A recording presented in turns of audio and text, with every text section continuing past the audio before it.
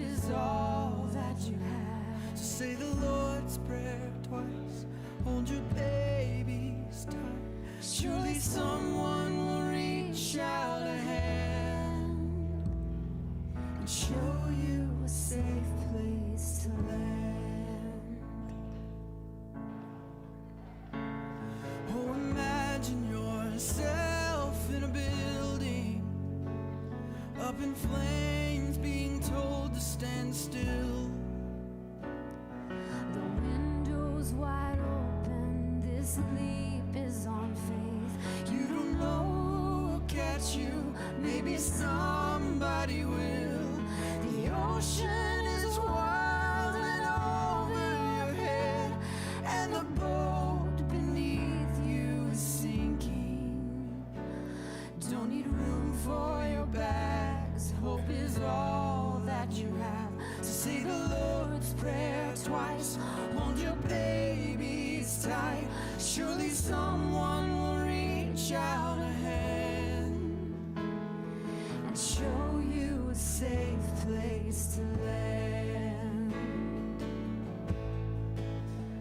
Be the hand of a hopeful stranger, a little scared but you're strong enough.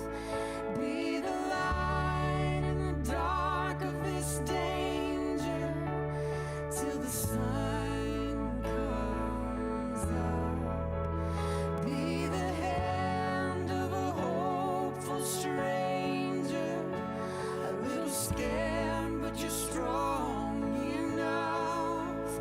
Be the light in the dark of this danger till the sun comes up. Be the hand of a hopeful stranger. You're scared but you're strong enough. Be the light in the dark of this danger till the sun comes up. Till the sun comes up. Till the sun comes up. Till the sun comes up. Till the sun comes up.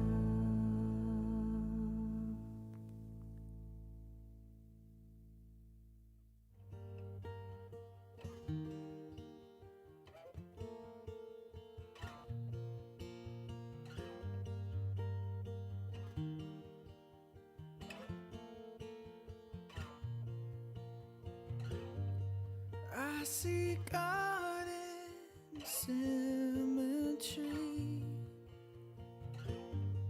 I see God in our make-believe.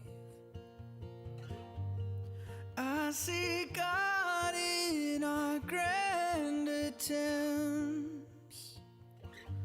to make something beautiful before.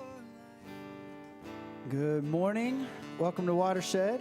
So glad that you're here. And I'm not sure if it ended up raining or not, but if you are outside, we're glad that you're here. If it does start raining, feel free to come on in. We've got some seats in here. We can always put more out for you. If you're online, if you're on Facebook or YouTube, I want to welcome you to that online space. Feel free to introduce yourself. Feel free to kind of tell us where you're watching from and kind of just check in and say hey to everybody. For those of you who are in the space, we want to welcome you in and give you a chance to stand. We're going to sing together a little bit, take some moments to reflect, and we're starting a new series this morning, so we're excited to have you here with us. All this pain, I wonder if I'll ever find my way. I wonder if my life could really change at all.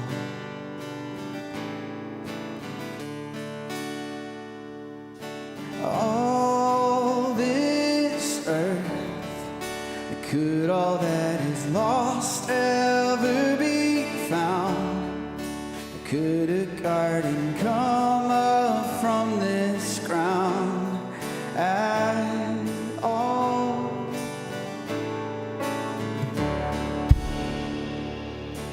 You make beautiful things. You make beautiful things out of the dust. You make beautiful things.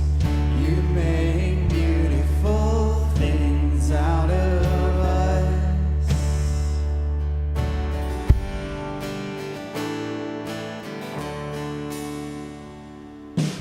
Oh,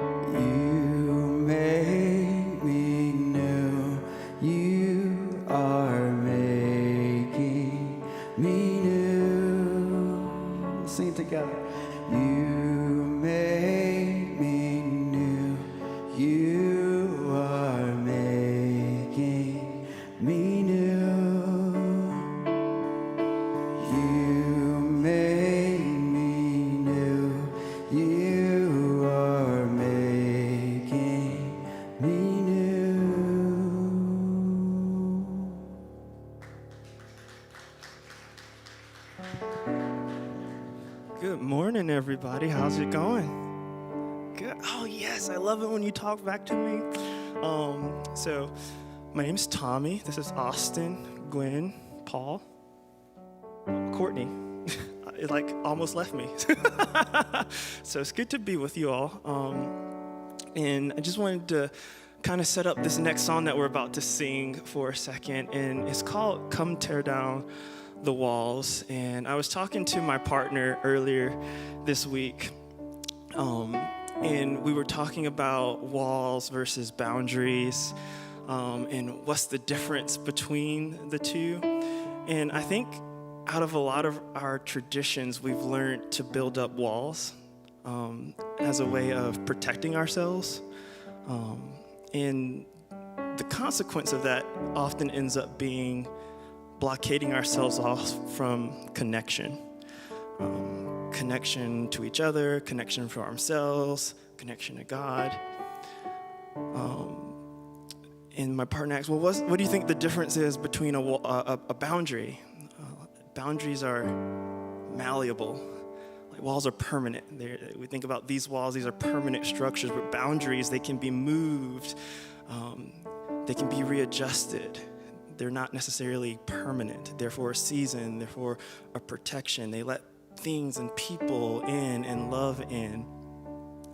And there's a line in this song that says, because you deserve every piece of my heart. And I think for some of us, where we find ourselves on our faith journey, singing a line like that is really hard and really difficult, and we want to erect those walls up. But what if you sang that for yourself? Because you each deserve your whole heart. And when we start with that self-love, we're able to love others better. So there's 2 shotgun mics on each side. So whenever y'all sing with us, we sound better. So if you do feel moved to sing with us, if you're able, stand. If you want to sit. However you feel comfortable in this space, we want to make sure that you feel safe and welcome. So, and we're just going to sing this over you. So, welcome.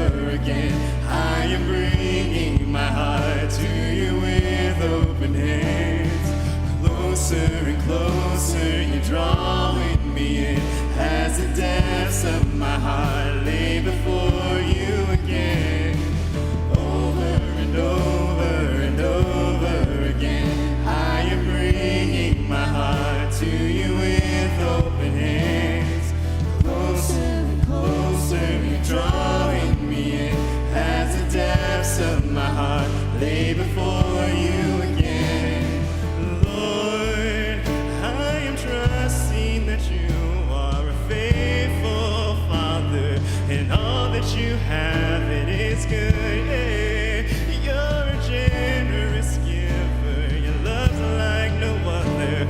won't you come and break through to me over and over and over again. I am bringing my heart to you with open hands. Closer and closer, you're drawing me in as the depths of my heart lay before you again.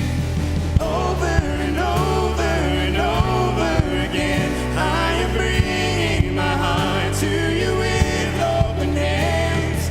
Closer and closer, you're drawing me in as the depths of my heart lay before you again. Come, tear down the walls I built up, every wall I built up, every wall I built up. 'Cause you deserve every piece of my heart, every piece of my heart, every piece of my heart. And come, tear down the walls I built up, every wall I built up, every wall I built up. 'Cause you deserve every piece of my heart, every piece of my heart, every piece of my heart.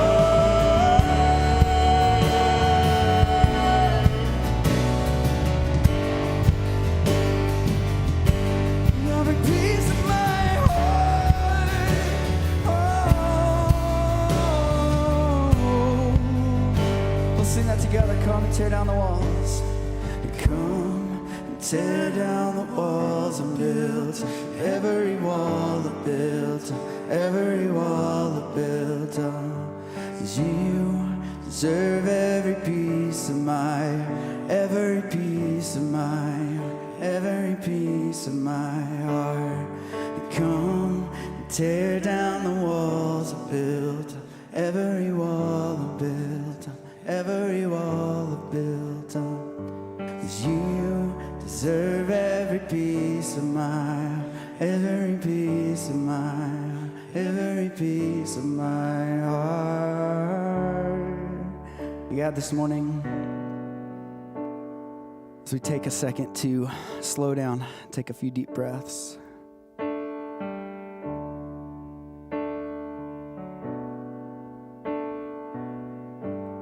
God, may we feel and see the walls that we've constructed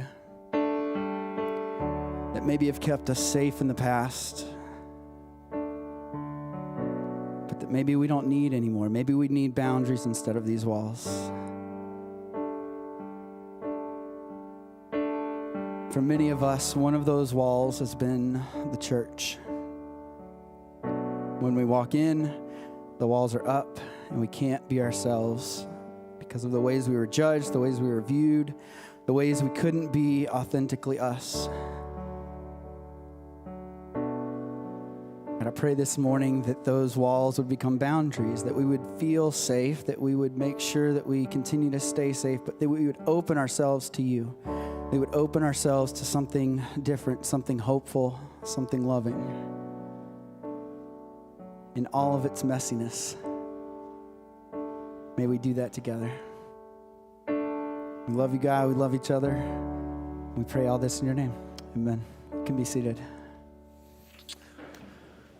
Well, good morning. My name is Matt. I'm one of the co-pastors here at Watershed. When I was growing up, I went to this little tiny church way out in the country in the sticks of Kentucky, and every so often they would have a homecoming ceremony where they invited everyone to come back to that church. And this was a few years ago. I'm 55, so 50 years ago. This is this experience that would happen in this small rural community.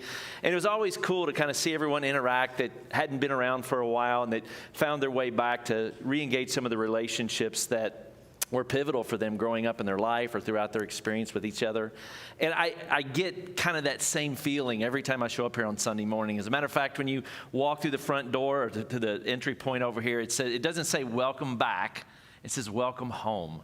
And so what is absolutely been a joy for our staff and for so many of us here is watching people trickle back in, and they'll say even, I'm back. I'm like, no, you're home. You're here. You're home. And so welcome back. Welcome home. Well, look, I just totally violated everything I just said, right?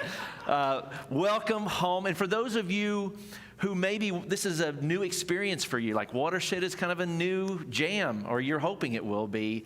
You're wondering if this could be home. I'm just going to go ahead and say welcome home and just hope that you begin to trust what we think is already true for you. We're glad you're here, and we hope this does become your home.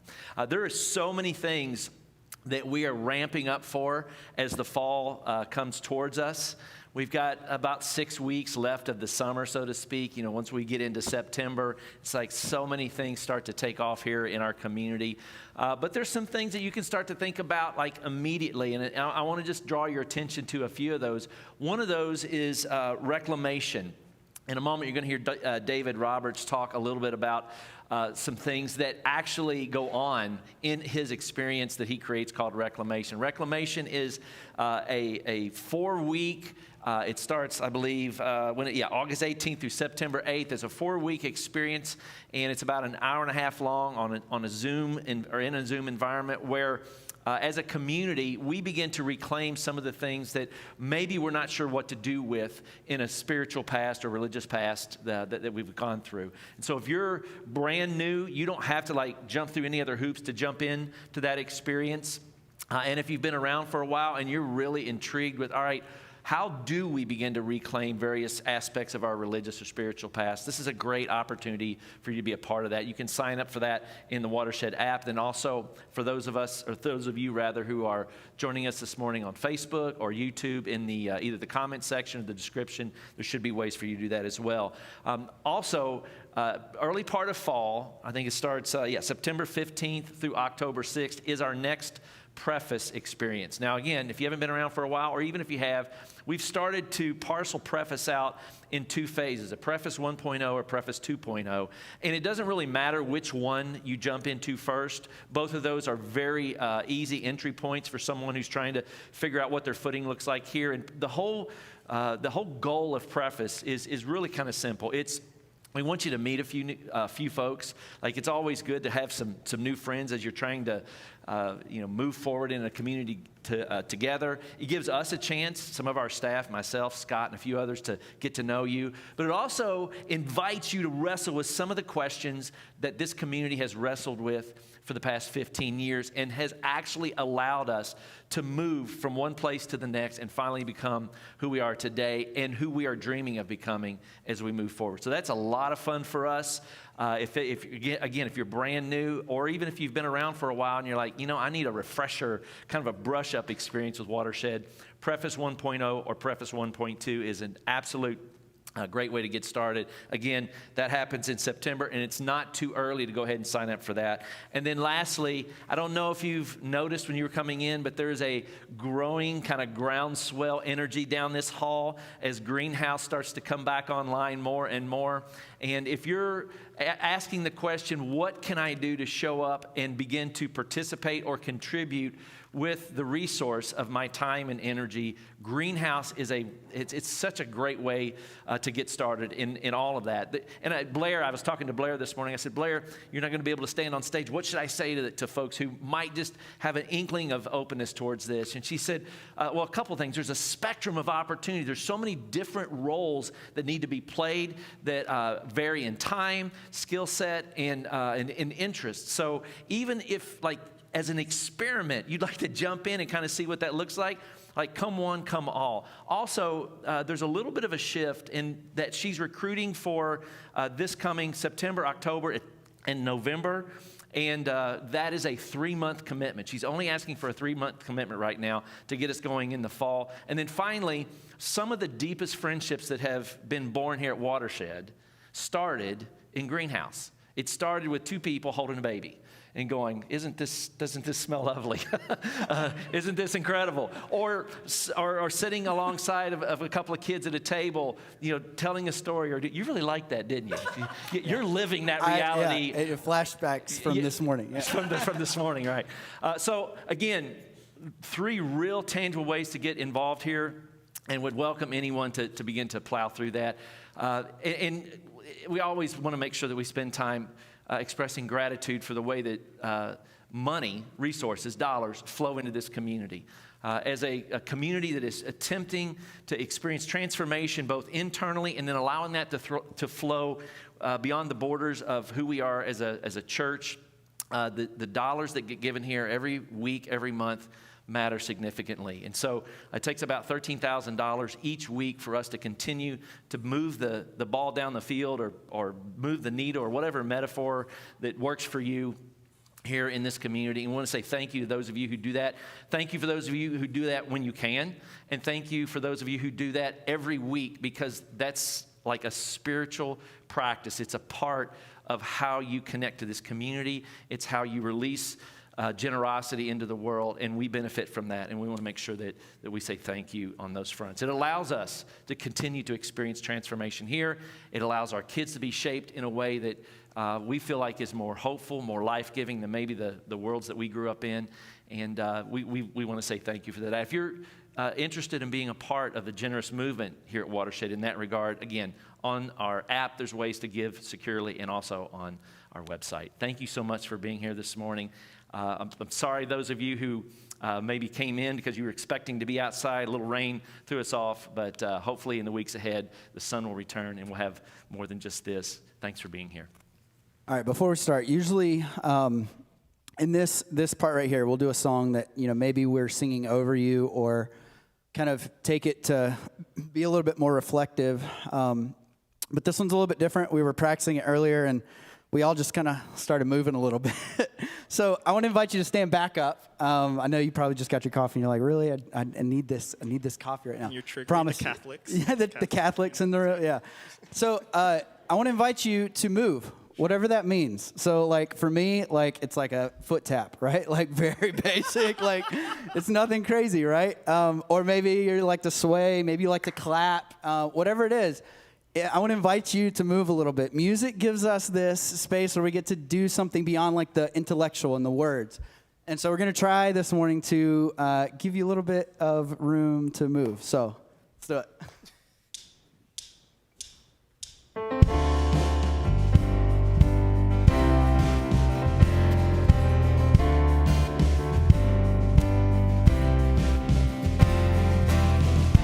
I can feel your power, love.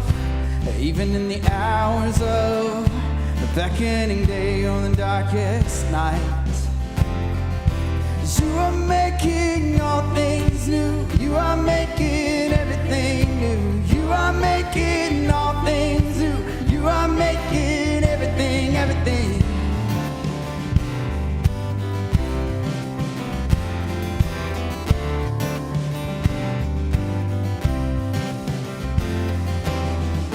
Sounds of a baby cry, light breaks over your horizon.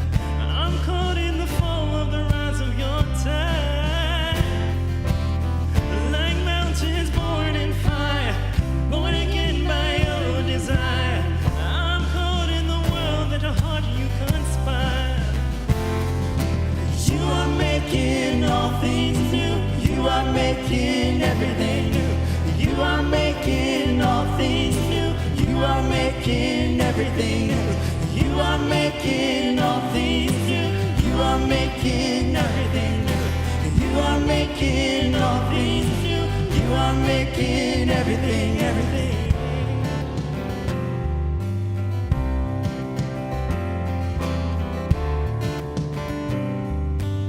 Y'all sway and I love it. Caught in your heart, I'm caught in your heart. your country of love. Your country of love. Caught in your heart, I'm caught in your heart. let your country come.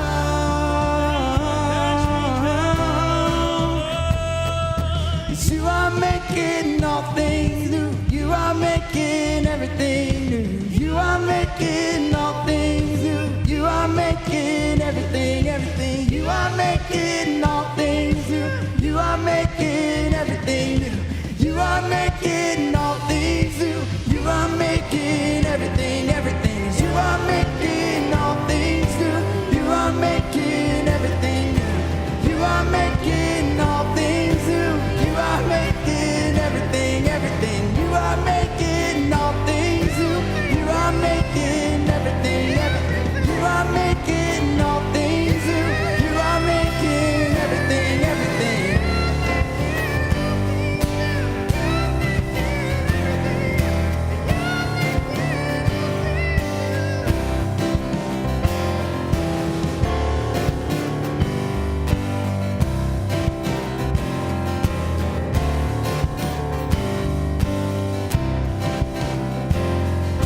'cause you are making all things new. You are making everything new. You are making all things new. You are making everything, everything is you are making all things new. You are making everything, everything is you are making all things new. You are making everything, everything, everything. Thank you so much. You can be seated.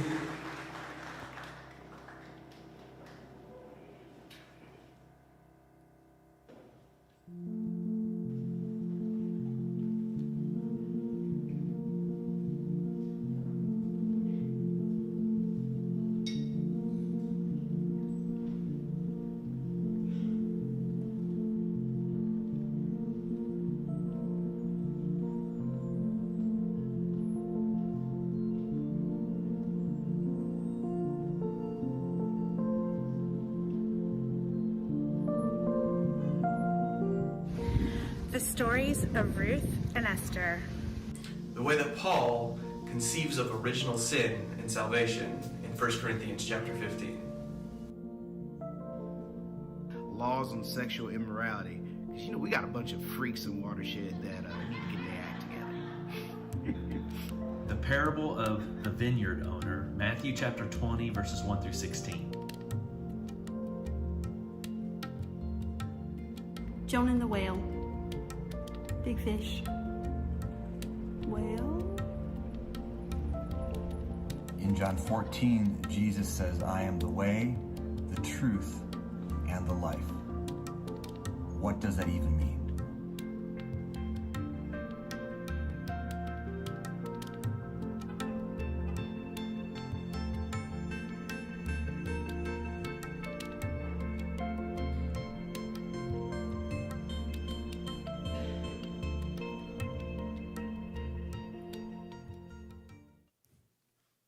I hadn't watched that yet, so I wasn't sure when it was going to end. Well, a couple things. One, thank you, Cedric, for kind of teeing me up with the getting you guys loose a little bit, and band. That was good. Loosening. But also, I mean, obviously I participated in that video, so I should have known it was coming, but spoiler alert, like, y'all kind of know what I'm going to talk about now, so I can't like deviate from the plan or anything fun like that. My name's David. There's enough people in the room that there's a chance some of you don't know that, which is exciting. It's good to see lots of people. We have lots of new kids downstairs.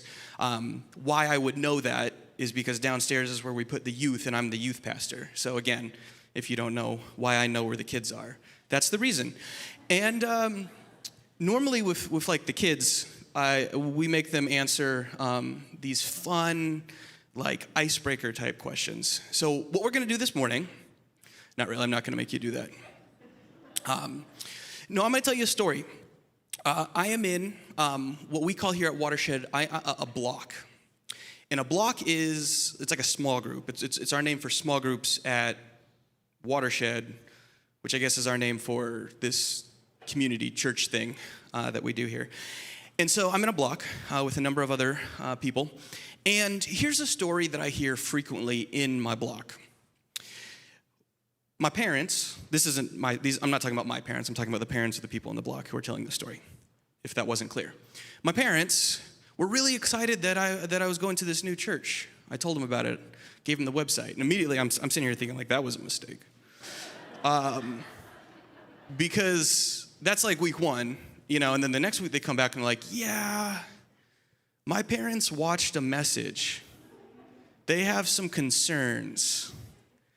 And then, kind of we chuckle about it and, we make fun of the life we used to have. And we move on. I say all that because if that's you, if that story sounds familiar and maybe you have friends or family who are praying for you because of the fact that you're here this morning, don't show them this one. Don't show them this one. Just a hunch. Just a hunch. And maybe not, well, I don't know. I go back and forth. I wasn't sure what the punchline of that story was going to be because I go back and forth. Because one of the things we get accused of here is, they don't take the Bible seriously. And this whole series, Textuality, it's kind of a fun play on grammar there, Textuality. This whole series is actually us taking the Bible very, very seriously, or at least in my opinion. Take it or leave it. But so on the one hand, maybe this is the one to show them. I don't know. I'll let you decide. It's your Thanksgiving dinner, after all. So, took you a second, but then everyone got there.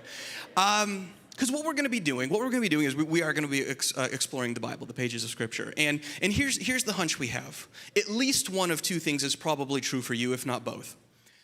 Either one, the Bible at some point in your life, it was everything. There's a mediocre Christian pop song from the 90s called Basic Instructions Before Leaving Earth it's a banger by the band Burlap to Cashmere. Probably never heard of them. I saw them in concert. They were the headliner. So, but you get basic, B-I-B-L-E, see it spells Bible, it's clever.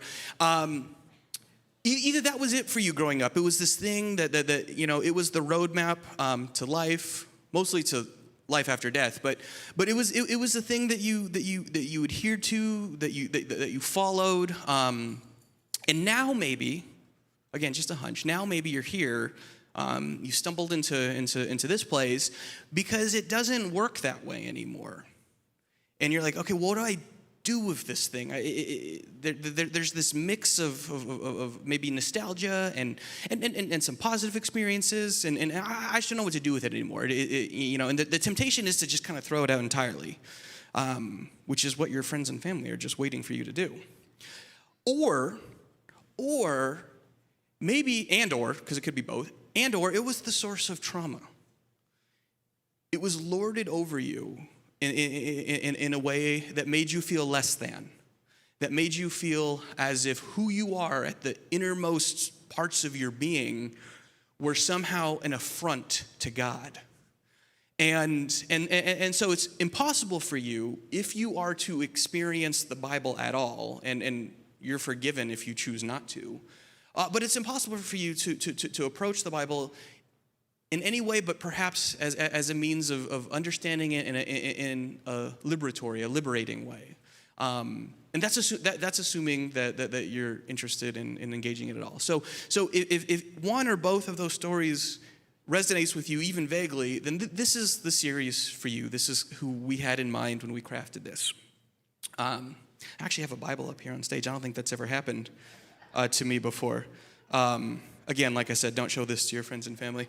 But no, this book, or collection of books, this library, if you will, it carries a lot of baggage. And I cannot promise you that this series is going to resolve that baggage, but I don't know. Maybe it'll help sort it out in a meaningful way. And so to do that, I am going to do this thing. I kind of joke, and I don't flatter myself to think that all of you are like paying attention every time David preaches and are like keeping track of what I talk about. But I have one sermon, and I just recycle it over and over and over again. And now that I've kind of given that away, you'll probably notice, and I'll be useless here. But I'm going to just kind of give you the same sermon again, and which is great for those of you who have never heard it before, hopefully. But I realized that the sermon I wanted to preach this morning, or message, I don't know what we call it here, I kind of gave something similar like 3 months ago. So one, that's probably long enough that we can run it back. But two, I wanted to come up with a different angle this morning to kind of introduce the idea. And of course, as you saw in the spoiler video, that idea, of course, is this idea of sin, namely original sin. Now, if you're not familiar with what we mean by original sin, it's this idea. And honestly, if you're not familiar with it, good on you. Like, you probably avoided some of the trauma I was referring to earlier. But at least normally in kind of Christian circles, this idea of original sin is that a long time ago, there was this dude and this chick, Adam and Eve, and they ate an apple, and now you suck. Like that's it. That's the basic idea. Is they had a weird run-in with a snake, and because of like a uniquely, confusingly bad decision in that moment, now you are born and God hates you. Like that's it. That if you've never been to church before, you're like, really? Like that's what? Yeah, no, that's it. That's what original sin means. And so in a place like Watershed, the move that we often make, one of the first moves is to kind of like chuck that and be like, that is a bad idea. You are beautifully and wonderfully made. Literally the imprint, the image of the divine is in you. And let's just put this original sin idea in the rearview mirror and move on to bigger and better things. And that's a totally fine move. I've made it many times in my life. But what I want to do this morning is a little more audacious. I want to reclaim or sort of reimagine or redeem this idea of original sin, which is not a very progressive move, but I'm going to try to do it. And what I want to do is I want to use the verse, the passage, which I think is kind of like the go-to verse about this. It's in the book of 1 Corinthians. The Apostle Paul is writing this. If you don't know who Paul is, don't worry about it. Not super important. And he's talking about resurrection. He's talking about this idea of salvation, which would be fun to get into, but we don't have time. But he says this. It'll be on the screen there. He says, "For as in Adam," the guy I was talking about a few minutes ago, "for as in Adam all die, so in Christ all will be made alive." This historically is the verse. This dude named Augustine, he was kind of a hedonist, kind of living life to the fullest, and then he discovered God, and then decided that his whole old life was terrible, and so he found this verse, and he's the kind of guy who invented original sin, and he was like 400 years after the Bible was written. It's a whole thing, but he also couldn't read Greek, which is why he got this so badly. Just kind of a fun fact for those of you taking notes. But the whole idea here is that all of us as the ancestors, I guess, of that Adam guy, inherit, I don't know, biologically or just kind of some weird way, inherit his sinfulness. And then something happens transactionally when Jesus is crucified that somehow fixes that. And it gets really messy and bloody and borderline abusive. And so yeah, I understand the temptation to just kind of chuck all that and kind of say, yeah, Paul was wrong, or maybe we just kind of misunderstood that. But I actually think there's something here. And to really unpack it, I do want to go back to the story where all of this supposedly happened in the book of Genesis. So this is Genesis chapter 3, starting in verse 1. It says this: "Now the serpent was more crafty than any of the wild animals the Lord God had made. He said to the woman," that's Eve, Did God really say you must not eat from any tree in the garden?" Spoiler alert, God had indeed said that. And then he goes on, he says, "You will not certainly die," the serpent said, for God knows that when you eat from it, your eyes will be opened, and you will be like God, knowing good and evil. And that knowing good and evil part, that's the part where, like I said, I have one sermon, so that's the thing you'll have heard before. I'll get to that in a second. And then it goes on. It says, "When the woman saw that the fruit of the tree was good for food and pleasing to the eye, and also desirable for gaining wisdom," bonus, "she took some of it and ate it. She also gave some of it to her husband, Adam, who was with her, and he ate it. And then the eyes of both of them were opened, and they realized that they were naked." It's a key detail, don't lose that. "And so they sewed fig leaves together and made coverings for themselves." Okay, so what's going on here? A couple things. First off, and this is another part not to show your friends and family, I don't think this actually happened. Like, I don't think this is history. And maybe this is the first time you've heard that said in church. Welcome. But yeah, I don't think that this is a record of like the original two people in history. And if that disrupts you or confuses you, then I'm happy to buy you coffee and explain why I think that and stuff like that. It's an excuse to use my church credit card to buy coffee. And but just because it's not history doesn't mean that there's not truth here. This guy, Marcus Borg, theologian, 20th century, he died recently. He says, I'm going to butcher his quote here, but he says something to the effect of, all of the Bible is true, and some of it happened. And I think there's something really liberating about that. And so there is some truth here that I think we can glean about the human experience, even if this is not actually why all the bad things in the world happen. Okay, so I just wanted to say that up front. So what's going on here? So first I want to point out some things that we gloss over as we're typically reading this. The first is that this whole idea that Adam and Eve, the man and the woman in the garden, the whole idea that they're able to even hear what the snake is saying. Okay, not just that they're able to hear it, because that's weird, but that they're able to respond to the snake's temptation suggests that maybe we're approaching this story with some bad presuppositions. Because what most of us, if you're like me, most of us were raised with is that Adam and Eve were perfect. You know, they were sinless, they were flawless, they were perfect. And in this moment of like hungry, I guess, weakness, they ate the fruit. It never actually says it's an apple. That's just kind of how we render it in our flannel graphs in Sunday school. And they ate this fruit, and now every bad thing that's ever happened happens. But think about it.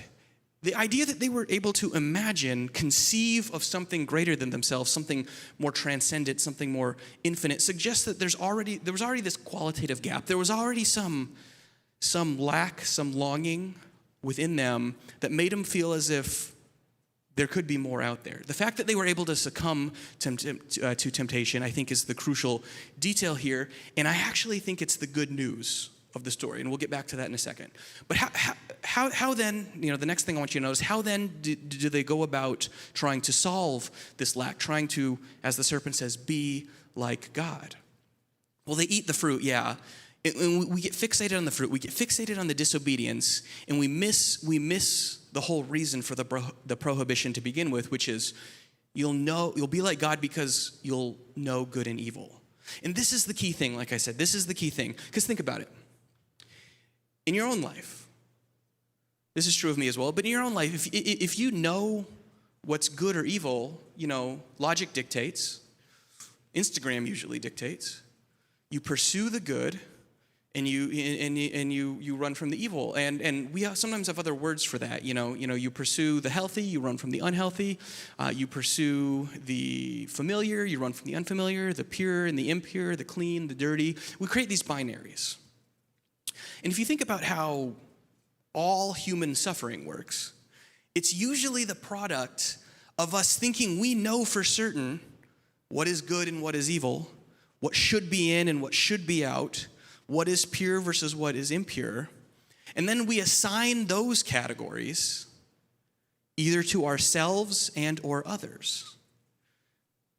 Trauma ensues. So for example, maybe you look out in the world and you see, okay, I know what the good life is. I know what the good relationship is. I know what the good body is. I know what the good lifestyle is. And then you look around and you identify the evil. Usually first in yourself. Usually you're like, okay, if that's the good and I do not match that, then I need to pursue that at all costs. And then I'll be good. I'll be, maybe as they say, like God. I will find wholeness and salvation and fulfillment.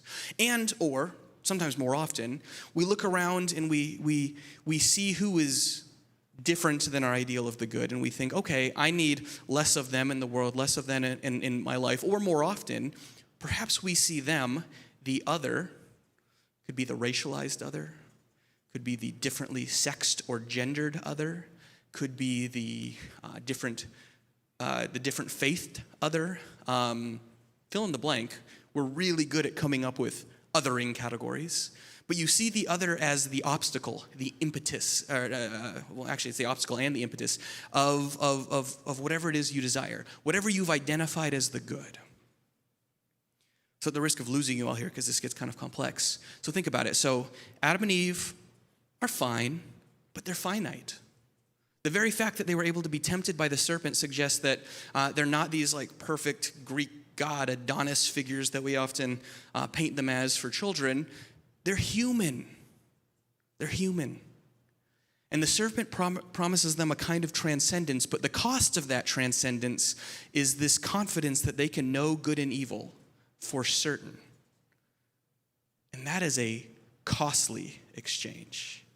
Because again, with all the examples I just gave, if you know for certain what is good and what is not, then you can kind of justify anything to pursue the good. You very quickly get into an ends justifies the means sort of scenario. And scapegoating ensues. Scapegoating, and by that I mean sacrificing something or someone, usually yourself, often others, in the pursuit of this thing that you think is going to save you, this thing that you think is going to make you whole, this thing that you think is going to make you like God, or whatever you mean by God, whatever you think God wants of you. And that exchange, that lie, that deception, to me is much more important for us to kind of meditate on, reflect on, than the fact that they disobeyed and ate the apple. So going back to 1 Corinthians, what do I think is going on here? So in Adam all die. All I think this means is that when we live our lives according to the logic that Adam and Eve bought into, then yeah, death ensues. So if our notion of wholeness, if our notion of salvation, if our notion of freedom is this idea that I just need to pursue the good at all costs, come what may, no matter the sacrifice, which is basically the lie that our whole modern world, especially in this country, is built upon, then yeah, the body count, literally or metaphorically, is going to be high. So what does Christ do? So if in the logic of Adam all die, then what's the logic of Christ? It's not, let me be super clear, it's not this idea that Christ comes in and that, this lack that we feel that I was referring to earlier, it's not that that's some sort of like debt that we owe God. And then Jesus comes in with, I guess, like really, really valuable blood or whatever and dies and satiates God's need to be some sort of cosmic debt collector. Not that. So if you get nothing else out of this morning of all my rambling, take that away. Not that. But what I do think could be going on here is something a little different. If Jesus, according to the Bible at least, remember we love the Bible here, if Jesus is God's self-description of God's self, Jesus is how God describes God's self. That's at least what the Bible claims. And Jesus is human, just like us. Jesus experiences that lack that I've been talking about. Jesus experiences that finitude, that finiteness, that need to strive for transcendence. Another part of the Bible says God has placed eternity in the heart of humanity. That longing to transcend, to connect with the infinite or the absolute. Jesus experienced that. The Bible tells us that Jesus experienced everything that we experience. Also tells us that Jesus died and experienced a moment of God-forsakenness. So if all of that very human Jesus is God's self-description of God's self, then the logic of Christ per 1 Corinthians 15 is that this original lack, this finitude, this mere humanity that all of us experience is in fact okay. And that is the good news of original sin. The fact that all of us, and I mean all of us, are born with that same lack, that same finitude, that same longing for transcendence is actually the thing that unites us. And it is our attempts to fill that, to fill that void with things, with people, with relationships, with wealth, with experiences. It's our conviction that these things that we try to transcend that lack with, it's that conviction that's going to save us. That's what leads to what we normally think of as sin. Any of you don't have to actually answer, this is a rhetorical question, but for those of you, especially maybe who are maybe raised in the Catholic Church, you're probably familiar with the 7 deadly sins, right? They talked about it in the Shazam movie. It was a little different than the Catholic Church probably, but the whole idea, you have lust, greed, pride, envy, That's 4. There's 3 others. But if you think about these, the way that these sins are articulated, these are the things, these are the manifestations of our attempts to save ourselves, our attempts to fill that void that we experience to our detriment and almost always to the detriment of others. And this scales, everyone. This isn't just an interpersonal thing. This scales to the systemic level. It scales to the societal level, to the national level, to the global level. These attempts that we make to save ourselves, to know good and evil for sure, eliminate the evil, and thus be like God, this is at the source of the trauma and the abuse and the marginalization, the exploitation that we inflict on ourselves and others. And so the logic of Christ, crucially, is not to come in and fill that or give us an escape from it. God in Christ identifies with it. Says, if you want to know what God is like, if you want to know what the absolute is like, if you want to know what I am like, look at Christ. And really what all that is permission to look at you, yourself, and the strange other in your midst. I'm not going to do that cheesy thing where I'm like, look at the person to your left and to your right and say, like, I see God in you. I mean, you can do it if you want now that I've kind of ripped the Band-Aid off, but no, I'm not going to ask you to do that. But really, that's the idea here. That's the idea here, is that the good news of original sin, or at least what I think Paul and his cohorts were getting at with original sin, is that it is all of us. We're all in this together. But the lack that I'm describing, it's not bad. It just means you're human. And according to the Bible, by way of Christ, it just means you're like God. Did you, anyone familiar with the Donut Repair Club? Ooh, yeah. So just me in that weird corner of like mid-90s evangelicalism. All right, well, let me describe this for you. So the Donut Repair Club, it was this middle-aged guy and a bunch of kids, so we're off to a great start. And they sing these cheesy songs, kind of like Barney, but maybe with like some like Dunkin' Donuts themed product placement. And so they would have these like basic like trivial moral dilemmas. And then the donut repair guy would come out of nowhere with some trite solutions, and he'd bring with him his friend Duncan, who was like a Jim Henson style like donut puppet. And then they would sing some more songs, and everyone would go home happy and satisfied. But the big theme, kind of the big idea here, was that like the donut is like the perfect picture of what we're talking about. There is this God-shaped hole in the center of your life, this void, and nothing can fill it but Jesus. And then when you fill it, like I think you can see where the image is going. Like the donut hole gets filled, and then you have but you get it. But I was telling a friend, I actually really like this idea of the God-shaped hole. But here's how I want to twist it. In the same way that we're kind of reclaiming original sin, saying that it's actually the thing that unites us, and if we can kind of make peace with that, if we can make peace with our mere humanity, then we will stop hurting ourselves and hurting each other, what we actually mean by sin, in order to save ourselves and achieve this transcendence that God has told us is already given to us in our humanness. So if we're reclaiming that, then maybe the way that we reclaim this idea of a God-shaped hole is that not that the hole is shaped like God, and so God can then come in and perfectly fill it, but the hole is shaped like God because it is literally the image of God in you. That lack, that cut, that longing for something beyond yourself, outside of yourself, that is the infinite within you bursting forth. And so when you look at the strange other who is maybe racialized differently than you, sexed differently than you, gendered differently than you, rather than seeing that as a threat to the purity of your being, it's perhaps an opportunity to see them as evidence of the infinite bursting forth in new and exciting ways. And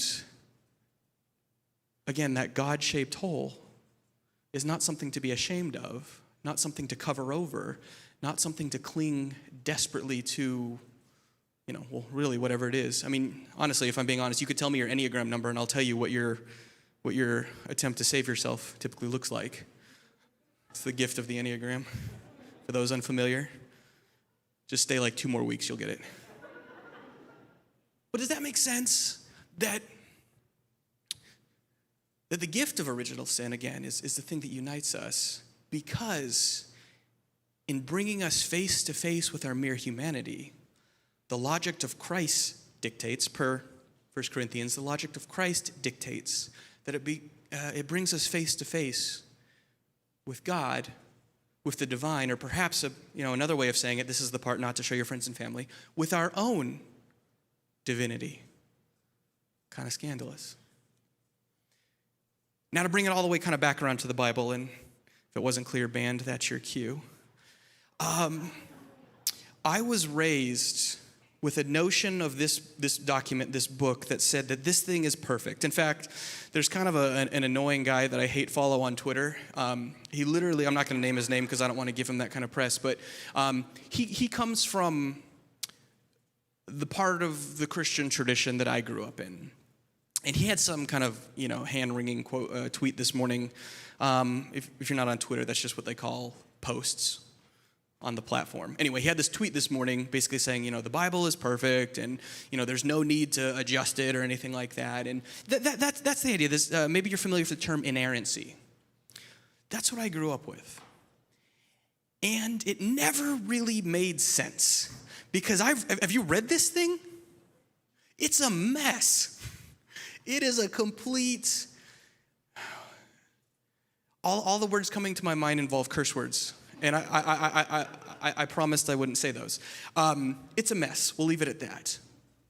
And so there was this massive disconnect for me growing up. This disconnect that said, all right, if this is perfect, and that's what perfect looked like, then I don't know what to do with this. But then I abandoned that idea. And I began to really think deeply about kind of what I've been talking about this morning. This idea that maybe it's not in this transcendence from our lack, from our finitude, from our humanity, not in this stark separation between the things that we think are good and the things that we think are evil, between the things that we think are pure and the things that we think are impure. But maybe it's in the messiness, in the mud, in the muck, in the imperfection of it all. Maybe that is indeed where God bursts forth. Maybe that is the image of the invisible God in us. And if that's true of us, maybe it's true of this as well. And maybe it's precisely in the messiness of it, the occasional wrongness of it, the jagged edges and contradictions, because yes, it has them, the historical inaccuracies, the instances where we can't help but wonder, wow, what was the author feeling in that moment? This is coated with pain, with trauma, but also with joy, with lament and with hope. There's a real humanity to it. And when I began to meditate on that, for the first time in my life, and I'm kind of one of those womb to tomb Christians. For the first time in my life, the Bible began to live. The Bible began to reflect the image of God, not only out there, but in me and in you. That's what this series is about. So I don't care if, at the end of the day, if I convinced you that original sin is worth reclaiming. If you still kind of want to punt that, more power to you. But what I do hope you see is this idea that it is actually in the finite, actually in the lack, actually in the longing, in the cut, that God bursts forth. And if we can make peace with that in ourselves and in others, then all of the ways that we buffer ourselves against one another, all the ways that we scapegoat and trample over another in our desperate pursuit of wholeness, well, we'll be free of that. I think it's already on the screen. Now, I want to leave you with this quote from Catherine Keller. Crucial clarification, not the Catherine Keller married to Tim Keller. Very different approaches to God. This is cool, watershedy, radical Catherine Keller. It says this: with one last gasp of theological authority, let me therefore say unto you, that for which God is a nickname cares not whether you believe in God, doesn't give a damn, isn't in the damning business.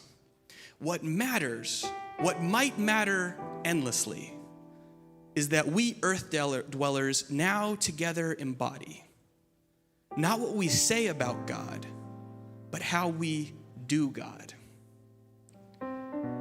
The serpent was wrong, and therefore so were Adam and Eve. We don't do God by partitioning out the good and the evil and trampling over the evil. We do God by embodying, living out, embracing our mere humanity, and then embracing it in one another. And that's it. That's all I've got for you. Grace and peace.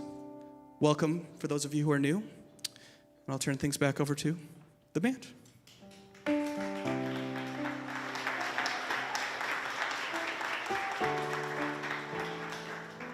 We're going to sing one more song to send us out today. And if we're taking some of the concepts that David just went over with us, this Jesus, this donut hole, this God image, and we're also thinking about the walls and difference between our walls and our barriers and us being made in the image of God, this song says, lay it all down at the feet of Jesus. And for some people, you're like, how? Why would I even do that? What does that even look like? But I would argue if we were all made in the image of God, then maybe we start with each other by breaking down those walls, by rooting more into barriers that are for protection, that are for connection, that allows us to love one another in all the messy. So again, if you are able, if you feel inclined, you're welcome to stand. If you're ready, if you want to just let this wash over you, you're welcome to stay where you are. You're welcome to sing along, just however you show up in this moment.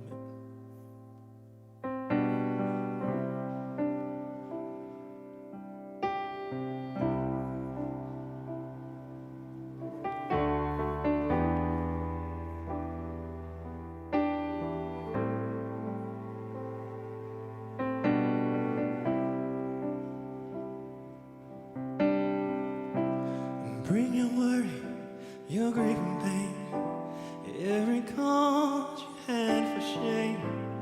Lay it all down, lay it all down.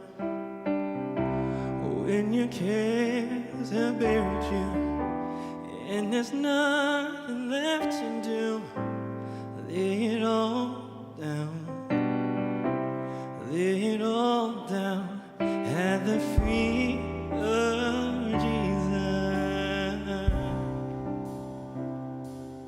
at the feet of Jesus.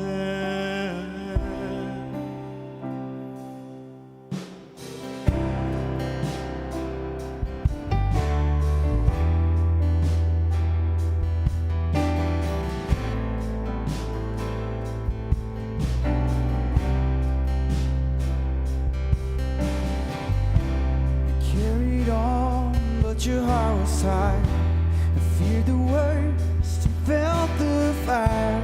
Lay it all down, lay it all down.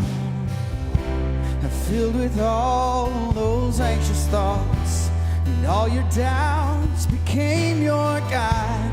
Lay it all down, lay it all down at the feet of Jesus,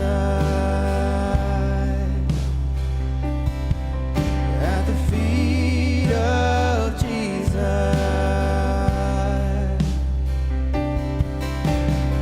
I lay it all down, lay it all down, lay it all down, lay it all down. Lay it all down, lay it all down, lay it all down, lay it all down.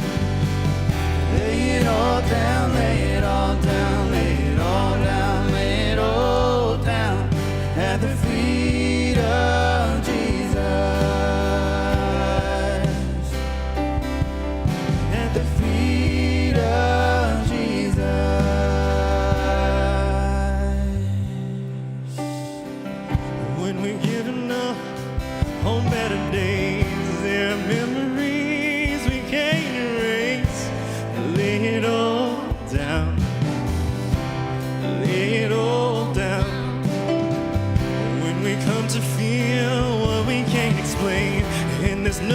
fear that can ease the pain.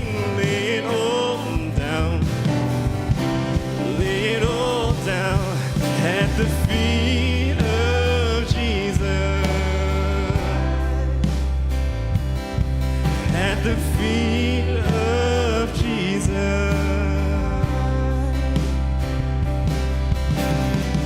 Lay it all down, lay it all down, lay it all down, lay it all down. Lay it all down, lay it all down, lay it all down, lay it all down. Lay it down. Lay it all down, lay it all down, lay it all down, lay it all down. At the feet of Jesus. At the feet of Jesus. Yeah.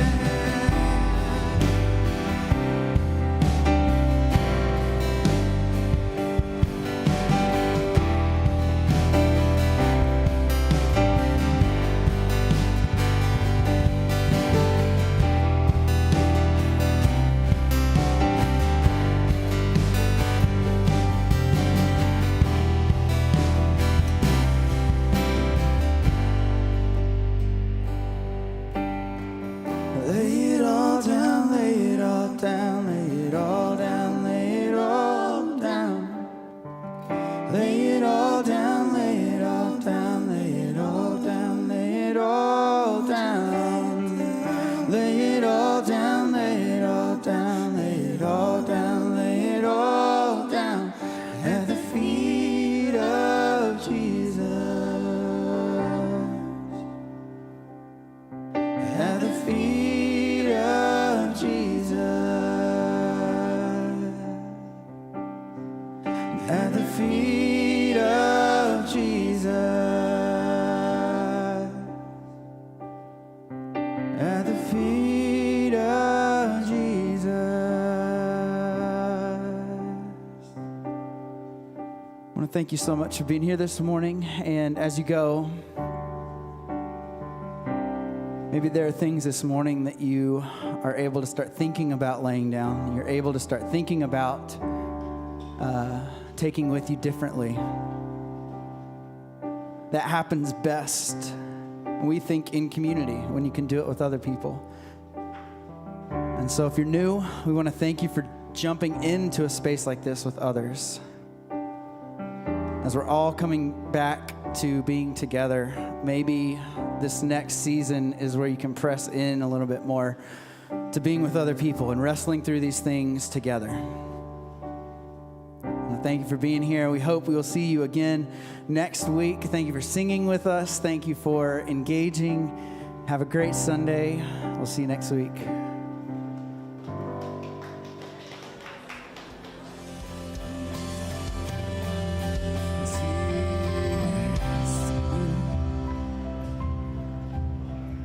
Hey.